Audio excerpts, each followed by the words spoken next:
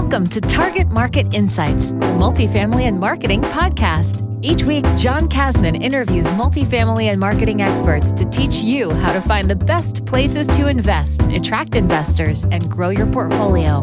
You are listening to Target Market Insights with your host, John Kasman. Welcome to Target Market Insights, the multifamily and marketing show. I'm your host, John Kasman, and I want to thank you for joining us for another great episode. Now, if you're enjoying this show, do me a quick favor and leave us a 5-star rating and review. And if you haven't already, make sure you hit the subscribe button so you don't miss an episode. Now, today we're going to be talking to Elisa Zhang. Elisa Zhang is the owner and principal of 1,000+ unit apartment buildings via 1031 exchange and syndication. After quitting her day job to invest in real estate full-time, she is passionate about teaching others how to do the same. She now focuses her time and expertise on helping typical 9-to-5ers quit their 9-to-5 jobs and do it in 10 years or less. Let's welcome to the show, Elisa Zhang. Hi, thank you for having me, John. Absolutely. Lisa, it's great to talk to you. I went over your bio, and a lot of people listening right now are very interested in leaving their jobs to go full-time into real estate. Why don't you take 1 minute and fill in some of the gaps of how you were able to do that? Yeah, so my story started from 2009, and I know, John, your podcast is focused on the market. So I can't be more 100% believer in that as a alpha player in the real estate. You really have to go with the market. So we got lucky in 2009 when the market was down. We got into real estate, starting from single family. Really didn't know what we're doing. Like, we didn't even know there's a cash flow concept. So we put our stuff on 15-year mortgage, pay down the equity like typically Asians do, and then went from there. And then until 2015, my daughter was born. So for viewers over here, if you have a kid, that changes your whole life perspective. So for me, it was that desire to quit my job really got me amped up to look for how do I quit my job through real estate. So stumbled upon BiggerPockets, and then we realized we're doing that all wrong. So then we focused on cash flow.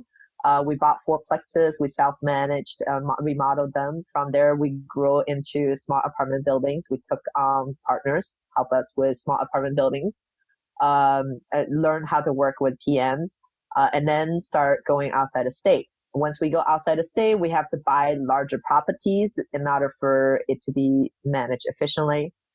So that's kind of where we got into syndication. We started with passive investing. Got some pretty good returns there, and learned the ropes from osmosis. And then we got into active syndicating. At first we were helping people raise some money. We were doing some stuff in the deal as well. And then becoming full asset managers on certain deals. Yeah. So that's my journey. That's awesome, man. So many pieces. I want to replay some of that back. Really, 2009, getting started with building a portfolio. 2015, having your daughter really was that moment where you said, okay, listen, I really want to quit my job. I need to find a way to make this happen. So you stepped back, started doing research, stumbled upon BiggerPockets, learned how other people were doing it, realized you were not doing it the right way, right, and revamped your game plan, started to invest in 4plexes, moving outside of your market, moving, across the state, moving out of market, investing passively in syndications and building from there. That's a great blueprint for anyone who is looking to follow in your footsteps and build passive income that gives them the freedom to step away from their day job and do what they really love doing. Let's break this down a little bit more, because you started to talk about markets, and you are based out in the Northwest, up in Seattle, right, where I imagine there's not a lot of good cash flowing properties. So maybe you can talk to us about kind of that mindset that you went through when you realized, hey, maybe we shouldn't be buying these appreciation focused assets. Maybe we should buy for cash flow. How did you go about that process to try to learn other markets and figure out where exactly you wanted to invest? Yeah, so we actually started local and we stayed local for a while. Even though in Seattle, it's not really a cash flow market. But John, going back to, I always believe in when you're investing in real estate, there's actually two elements. There's the equity gain and there is the cash flow. So our pendulum has swung one way or the other, and then we kind of come back to kind of the middle ground now. At first, we were investing in equity. It's a great market to get in 2009, even though we don't know what we're doing, but we accumulated a lot of equity. So that allowed us to build a nest egg to 1031 into fourplexes and all the other stuff. So people like, where do you come up with money? Like buying a single family, it's a lot easier. Actually, we bought a condo to start with. I wouldn't suggest anyone to do that. But, that gives us equity because the market went up, right? And then we were just one step before everyone, lucky or not. But in 2015, there's still cash flow properties to be had around Seattle. Not as many as 2013, but there are fourplex and nineplexes for $100,000 a unit, which in Seattle you could cash flow because you'd be getting like $1,200 rents if you really know what you're doing.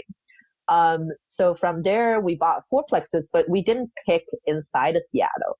And there's policies that you have to look at as well because Seattle is not really landlord friendly. They're actually very tenant friendly. So we kind of moved away from Seattle proper, sold our property in Seattle proper, and then used that capital to buy properties in the outskirts of Seattle, which is not in the incorporated Seattle, like proper city. So we actually had a lot of more freedom. We're a little bit more protected as landlord. And we got properties about, 20 minutes to 40 minutes away from where we live in Seattle. And they cash flowed, and we used the BRRRR strategy before, it becomes the whole rage. And then from there, go one more step further, we're seeing that, hey, the fourplex areas, we can no longer find deals. Then we go a little even further. So we went to Tacoma, which is about an hour and a half drive from Seattle. But usually back and forth takes 3 hours because traffic is a nightmare. And this kind of, I always believe in when you're learning, you're kind of growing your circle one step at a time. So in Tacoma, there's a couple things I have to adjust with my strategy. A is I have to work with a PM company because I'm not going to be self-managing a 12 unit or 10 units over there. And B is, we have to work with a PM company. We can no longer self-remodel these units. So that's a great learning because knowing that the next step we want to go is potentially going out of state, right? So it's a good kind of practice ground. And when we bought these properties, they were just 3-4plex in the same parcel. The first one we bought, small apartment. So we already know fourplex back at our hands. So there's no challenges with maintenance issue. But then 12 unit is very different from fourplex, in terms of managing tenants and etc. So that's kind of like a one circle growing. And I took on a partner, one single partner. So this allows me to learn how to manage partner expectations, how to structure a deal. Someone will be willing to bring their capital and getting out together with you. So that's the learning from there, the small apartment. And we also learn a new market. Like Tacoma was slightly different than Seattle. Like at that time, all up and down the West Coast, every single city is basically booming, except for Tacoma. So, now everybody is actually going to Tacoma. It's like a hot ground, but we already sold our property. So it's kind of being one step ahead of market and be able to kind of chase that. One big lesson learned from our small apartment endeavor is that we were, like I said, the pendulum swing all the way to the other way where we're only looking at cash flow. And that's actually a great lesson learned because where we ended up to be is a not so desirable neighborhood. Because on the paper, when you have the cash flow, usually you have to kind of really find it in a not so desired neighborhood. We made profit on these properties. Like we doubled our equity in a year and a half, which is great. But, it ended up not being a cash flow play because there's so much repairs and headaches and turns of tenants that is it really worth your time, right? So that kind of like got us swim back and where we learn our lessons on, hey, a C- location or even a C location sometimes on paper is very profitable, but the risk is a lot higher. Can you make a profit? Sure. But, it sometimes takes more time. So we readjust our criteria to be like slightly better than that type of location. And over the time until now, we now adjust our criteria to buy only properties in B minus location or better with a Love median that. income of 45K, right? In the market, not in Seattle. In Seattle, you'd be in poverty. We're now in like Dallas, Fort Worth, and Phoenix, where the standard of living is a little lower. So over these area, 45K or 50K or above is a pretty solid B minus location. Yeah. Those are great insights there, and I want to play back a little bit of that. So, as you were building your portfolio in Seattle, you started to expand into the outskirts of Seattle. Once you couldn't find the 4 units that were cash flowing there, you moved over to Tacoma, which was really a big opportunity for you to adjust. You said two major things forced you to really expand and kind of grow. The first was hiring a property management company to oversee the asset, overseeing the repairs, the day-to-day ongoings of the property. And then the second is bringing on your first investor and being able to work with that investor, managing that individual. And then a key lesson that you talked about was as you were chasing cash flow or looking for yield, one of the big things is you recognize what you are sacrificing, right? And in going for that, you were going into less desirable areas, maybe where the cap rates were a little bit broader, where it's more expansive. But there's that trade-off that most people don't understand. You know, if you're just looking at paper returns, if you're just looking at projections, it's easy to see, especially brokers, they'll tell you, hey, this property over here is going to deliver a 12% cash on cash return or 14% cash on cash return or 8, whatever it is, versus maybe something where the cash on cash return is a little bit lower, but the area is more desirable. And there's that trade-off, right? That risk adjusted return that you have to figure out when you're looking for a deal. And I know you, very similar to me, we're looking for a combination of both, right? We definitely want cash flow, but we also want to be in an area where it's going to see some appreciation. The two kind of work well together. And it's a bit of a science and a bit of an art Right. to try to get the right balance of cash flow plus appreciation. Some people, certainly take less cash flow for greater appreciation. I think right now, as the market softens just a little bit, it may be wise to get more cash flow and just kind of wait through any opportunities. But either way, definitely make sure you don't lean too far in either direction. You don't want to be in a market where the deal only works if you get great appreciation. And you don't want to be in a market where it only works if you can get this great cash flow, because as you pointed out, repair costs, turnover, so many other things can eat into that cash flow, evictions, and they're just a challenge to manage if you're really in a D area or something that's C minus or just really challenging. Right. So your criteria, you said, as you go forward, $45,000 minimum household income or 50,000 are kind of the two that you're looking at. Not so much in Seattle, more so in the Dallas area, more of the Southeast region. So what else have you learned as far as your criteria when you select markets? You've given us the household income number, but what else are you looking at when you look at these markets? Yeah, so we kind of learn, I'm always the type of person going head first. So you learn from DIY essentially. And it kind of, it's a little more painful than, versus learning from mentors and et cetera. So, for me, one more thing I'm kind of looking at is, the building age. Definitely, it's not a deal breaker for me. We have plenty of properties that was built in the 60s in our portfolio, or 70s even. But you have to make sure that if that's the case, we have to budget in a healthy, reserve to make sure that we can combat that. And so other things we look at is how close it is to proximity with other buildings. So if you're the only kind of shop and there's some strategic landscape around you that make it not expandable, it's more desirable. Versus where you're in the middle with all the other buildings. And this is a lesson learned from projects that we had and had taken a lot of our times, where we're in a not so good neighborhood and we're competing with a lot of other multifamilies. We generally had a collection issue or lease up issues. So these are things that we look at. We definitely pick markets. I picked Dallas and Phoenix specifically. And there's 10 other great market to be had in the nation. I don't have enough time to build that relationship to market. But in Dallas, when you look at we look at rent growth and population growth, right? So we subscribe to CoStars, we get all that information. We want to see a healthy incoming of traffic to that metro area, and close to jobs. And so that helps you to push your rents up. But in Dallas, in the past 5 years, a lot of property has traded hands already. So I focus on more of a yield play per se in Dallas. So we go with larger units, like 150 units or more, because it's more efficient on managing that. And also because we're doing a yield play, you need a lot of units to start playing with, like lease ups and all that sort of stuff to manage it, right? And we can grow faster. So fast forward, my partner in Dallas, Jazz and Reddy, we have collectively more than 1,000 units there. We're now are vertically managed.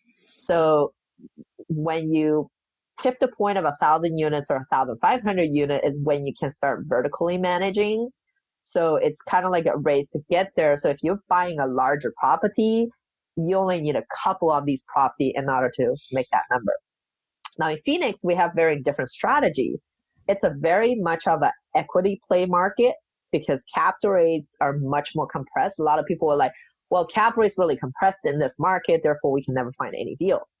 But we have property in A location, we'll buy them, right? And the cap rates are compressed, but through creative deal structuring and really kind of horn in on why is the seller trying to sell the property, and how long they have owned the property. So one of the portfolio deal we had in Phoenix was 135 units total. It's 76 and a 60. And so in Phoenix, I focus on smaller property because I want to find these mom and pop owned properties where there is substantial rent growth.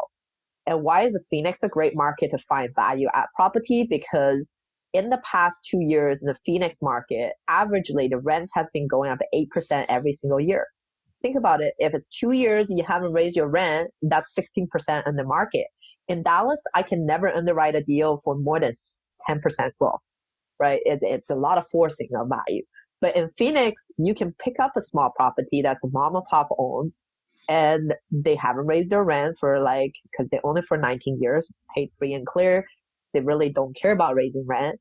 And you find these germs and you can quickly turn it around and then sell it for a profit. So different market, different strategy is kind of what I focus on. And so in Phoenix, my unit counts is one of the criteria.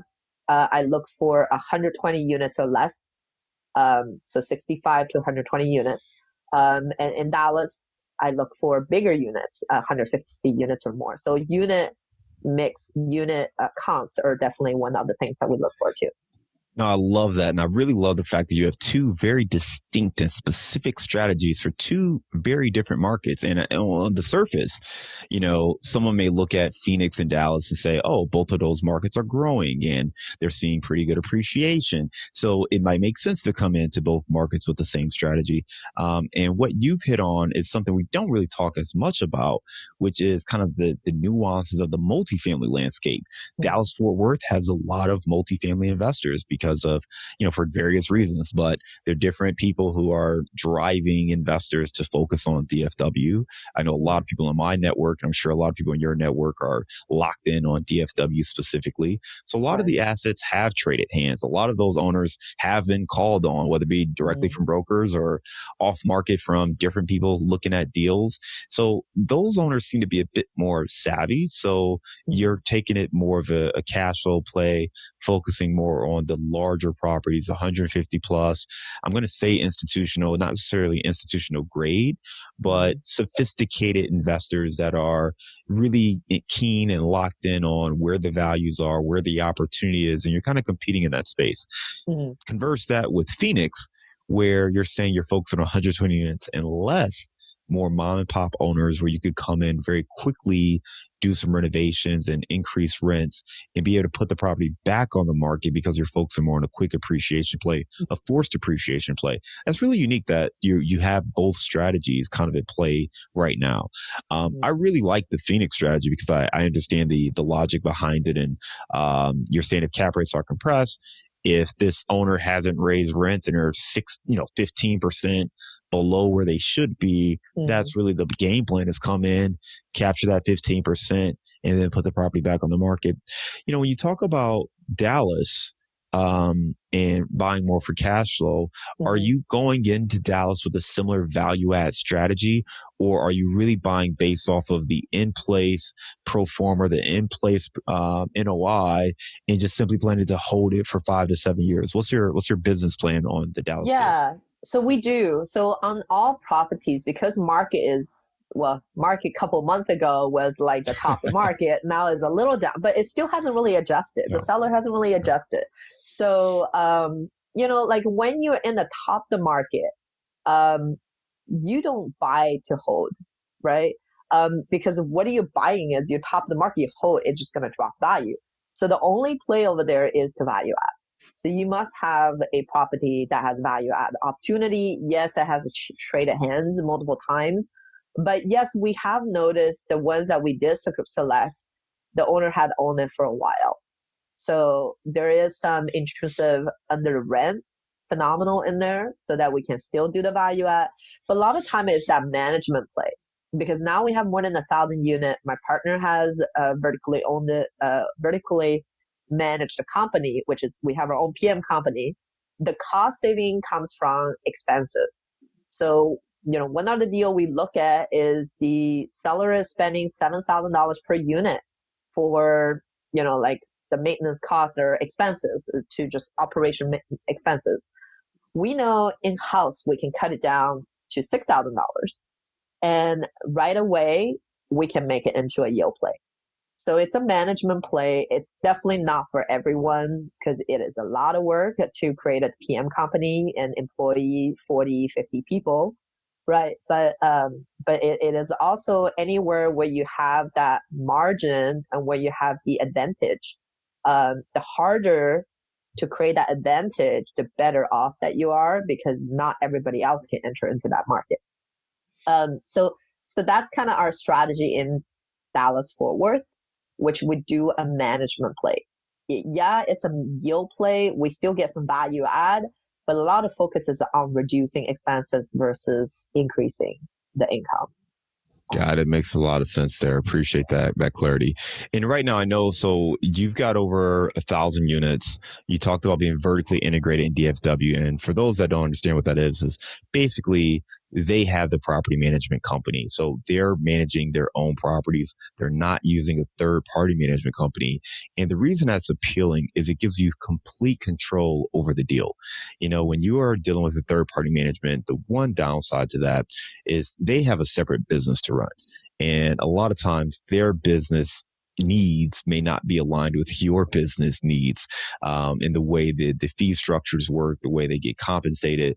So that's the one thing, especially when you're dealing with a syndication or something where you need to hit a certain return during a certain period. That's one piece of the puzzle that you just don't control. And if someone else were to come in and manage that, you kind of have to work with them and make sure you're aligned up front. But by taking it in-house, you now have complete control over that project in the sense of being able to pull all the levers or make any concessions or do whatever you need to do to make the deal work. So that's a really appetizing thing to do. Mm-hmm. I know the one downside for most investors is they simply don't want to own a property management company. Yeah, they don't want to be passive in that business. Yeah. So explain that. Explain a little bit more about the downside to being vertically integrated as opposed to all the benefits there. Yeah. So first of all, the setup cost is not the setup cost, but the setup time takes a lot of time. I just so happen to have partners that just workhorses, right? So it's not for everyone. And we actually build the company from ground up. Oftentimes when you do that, you want to acquire a existing property management company because they already have systems and all the other stuff. We just went the hard way. Let's just create it from ground up. And part of it, John, is because we were really frustrated in DFW, across all the portfolios I have, we've tried like 3 major players in the place. What we end up to be, it's very consistently, we're getting property management company holding back vendor bills, where when we switch them, there's all of a sudden like 100 to 400K of like vendor bill just coming our way, which is ridiculous for cash management. Right? Because they do that to make it look like they hit the performance on the NOIs. And so that was one thing. And so the downside for, property management company is that you have many sleepless hours or sleepless nights. And you can't really just say, I'm not going to come into the office. And there's a lot of firing and hiring involved. So a lot of HR stuff. And the biggest challenge we have is bookkeeping. Bookkeeping is a very complex piece, and we take it for granted on the third property management company. And it's usually also the area where we have most butting heads with our property management company because, some are not very great. But it's our turn to do it, even after 6 months of time, after we open that PM company, we're still struggling with how to make sure the books are actually closed on a certain day and move forward. It takes like 2 months to get all the invoices and all the other stuff. Yeah. So all sorts of area is very challenging. And also, especially when you first set up construction, we need to build relationships with a whole entire different set of people who we didn't have contacts before. But then, the upside is when we had the construction done, we can now directly import from China, cut the cost of, let's just say low flow toilets installation, all that sort of stuff. I used to think it's a great deal to have water conservation teams to come in and do $275 a unit installation included.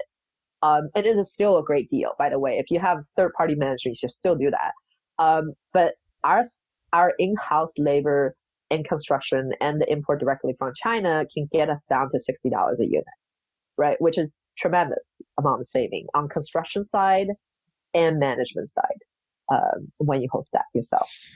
Yeah, I mean, that goes back to those business efficiencies, right? I mean, if you're working with a third-party management, they have to make money off of everything that they do.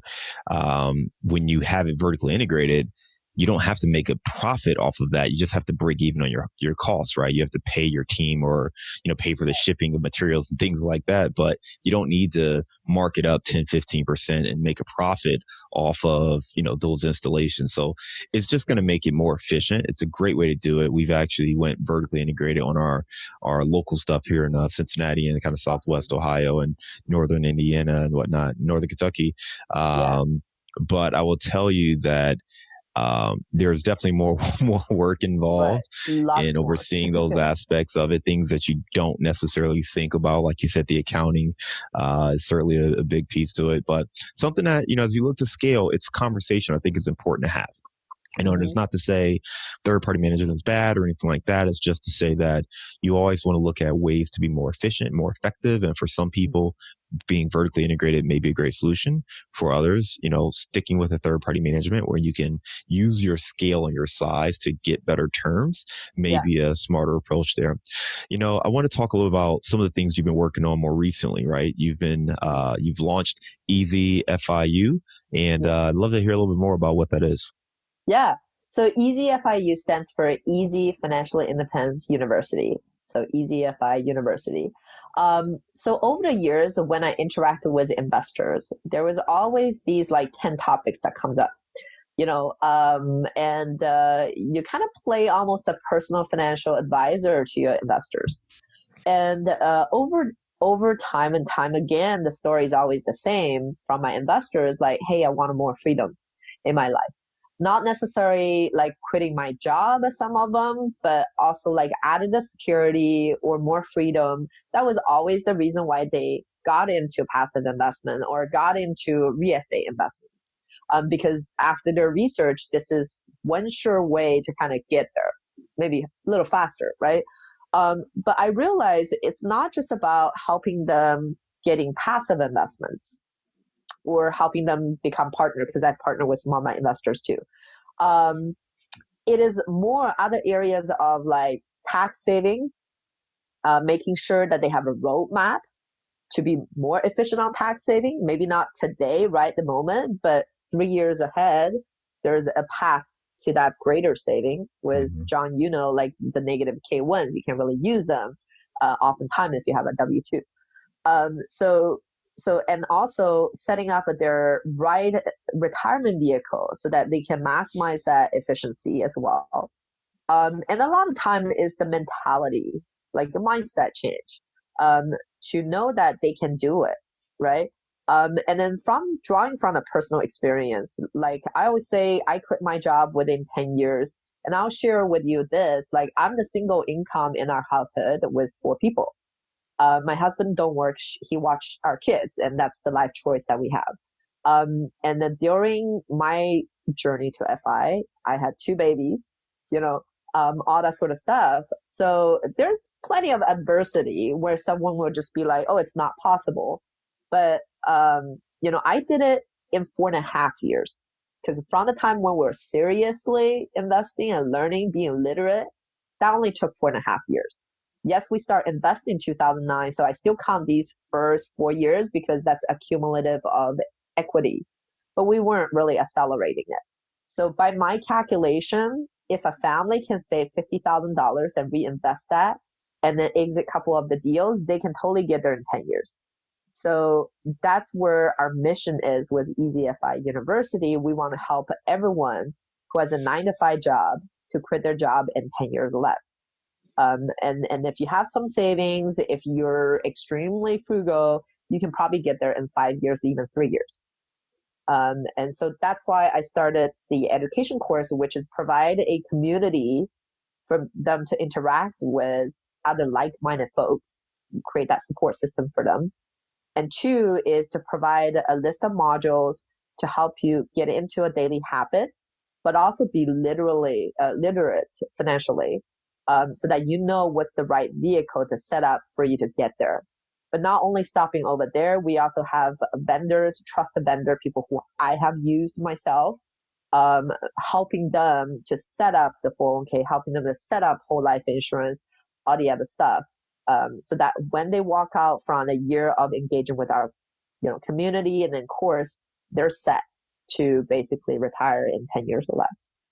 That's awesome. We'll definitely make sure we link to that in our show notes to check out Easy FIU if you're looking to get on that financial independence course. Great information there. And I really like the fact that you're talking about the mentality, because a lot of times these things sound great. But if you don't have a vision of how you get there, or it's great to hear your story, right, of how you did it, but, it's easy for you. You probably had a high paying job and you're out in Seattle. And, I think people start to create the story in their head of how they can't do it. And I think listening to you talk about being a solo earner, having 2 kids and still being able to do it, that just lets people know that it's possible.